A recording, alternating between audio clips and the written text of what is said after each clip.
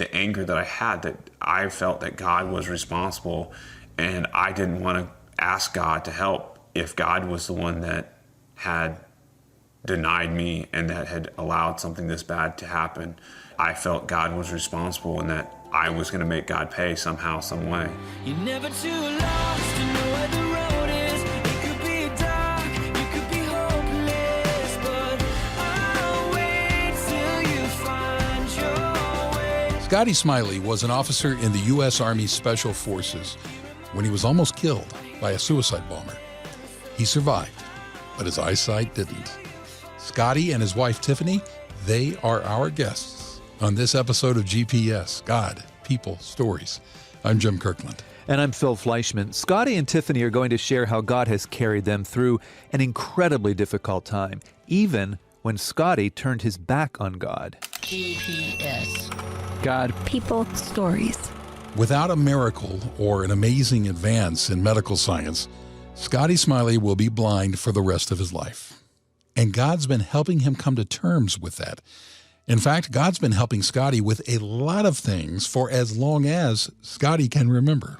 I was raised as a Christian at a very young age. I gave my life to the Lord, and I don't really think I understood at that age what it would mean later on in life. But being raised as a Christian, I'd go to Sunday school on Wednesday, Sunday school on Sunday, and then the regular church service on Sunday, and reading the Bible, memorizing verses, and just began to really love God for who he was and what he had done for me.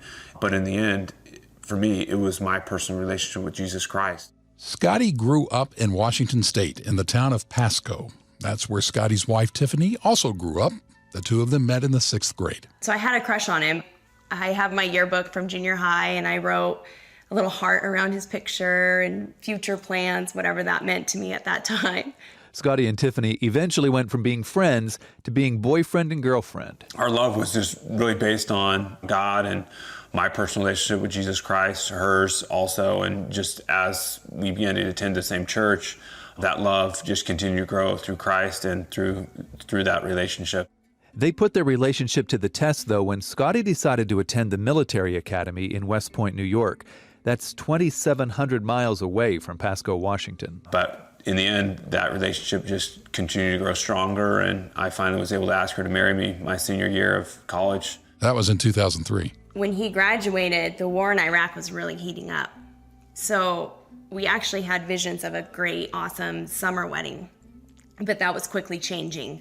Knowing the unit Scotty was going to, knowing that there were year deployments that were being handed out everywhere, we knew either we wait another almost 2 years or we get married in the winter, and we're married and we start our journey together as a military couple. So we moved our wedding date up. We got married December of 2003. Here we are on top of the stars.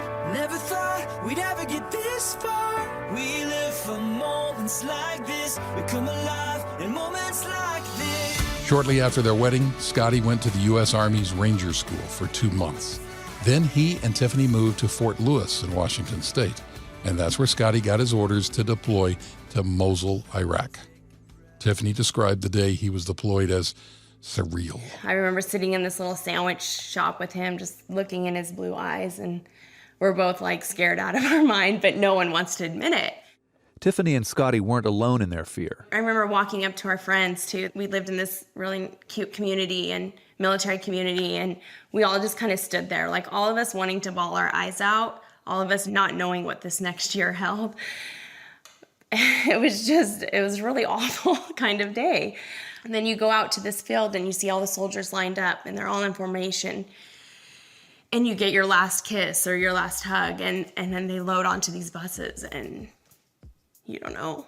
That was the last time Scotty would see Tiffany in person. He'd see her one more time via Skype before the suicide bombing that took his eyesight. But that day, getting on the bus, was the last time he would see her face in person. Now, the whole time Scotty was in Iraq, a day didn't go by that he didn't think about Tiffany. I kept a journal and just would write how much I loved her, write love letters to her, both by email and personal snail mail. Every day I thought about just her beautiful smile, her twinkling eyes, just her beautiful hair. It was hard being away, but I knew I was going to see her in a few months, and I knew that the job that I was doing was the right thing to do. The job he was doing in Mosul was an extremely dangerous one. 6 of my men in my platoon had been injured and redeployed back to America for recovery. My company commander, Captain Bill Jacobson Jr., was killed along with 21 other men and women when a man blew himself up. So I realized and saw the dangers of what we were experiencing every day. And Scotty experienced those dangers in a life-changing way on April 6th, 2005. 90-degree, hot, dry, Mosul, Iraqi heat. I said to one of my squad leaders, you know, it's been over 7 months since I'd seen my wife's face, and I can't believe how much I miss her. And as we were heading out into the city, just on a normal patrol, our mission to find a suicide bomber, as I traveled through a little urban area, I spotted a suspicious vehicle that the back of the car was a little lower than the front. And just, you know, the rules of engagement said you can't just shoot someone because you're scared. So I made a decision to cordon him off. I parked my Stryker vehicle just 30 yards to his south on the same road. He was facing west, I was facing east. No median, nothing in between us, and 2 other Stryker vehicles in front of him, and yelled at him to get out of his vehicle. He looked over his shoulder, his left shoulder at me, raised his hands off the steering wheel, and then put him back. I yelled at him again, and then he let his foot off the brake. And that's when I raised my M4 up to my shoulder. I fired 2 rounds in front of his vehicle, and then boom, my world went black. I woke up in the middle of the night with the phone ringing, excited, thinking it was Scotty, but instead it was Scotty's commander on the other line. And Scotty's commander was an awesome, amazing man, leading soldiers, seeing tons of awful things, but doing great work in Iraq. So I was kind of thrown off that it was his voice, not Scotty's, and he said, "Tiffany, I'm so sorry." And I started thinking, why is he saying sorry? And he said, "Scotty's been hurt really bad. A suicide car bomb blew up, and there's shrapnel in his eyes and in his head, and I'm so sorry, but we don't even know if he's gonna live." And then this amazing military leader just started sobbing on the phone to me. So that sort of made it real, where I realized that something awful did happen. If this man is sobbing on the phone to me in the middle of Iraq, in the middle of a war, then this is not good.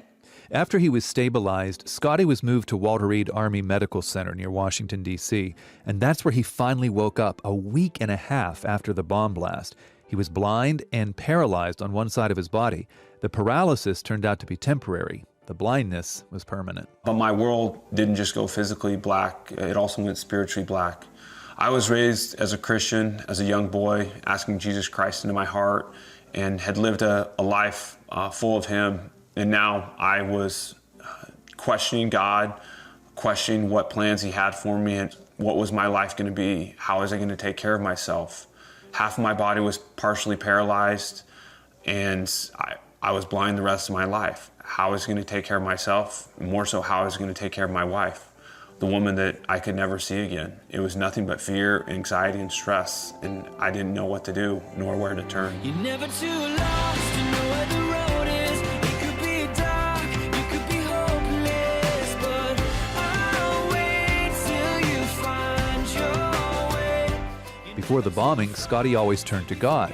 But now, he was denying God. I remember one of my best friends coming in the room and asking me to say a prayer. And I said, no, I don't know how to pray, nor do I know who God is. And at that time, my wife and my friend and those that were in the room it went dead silent because my wife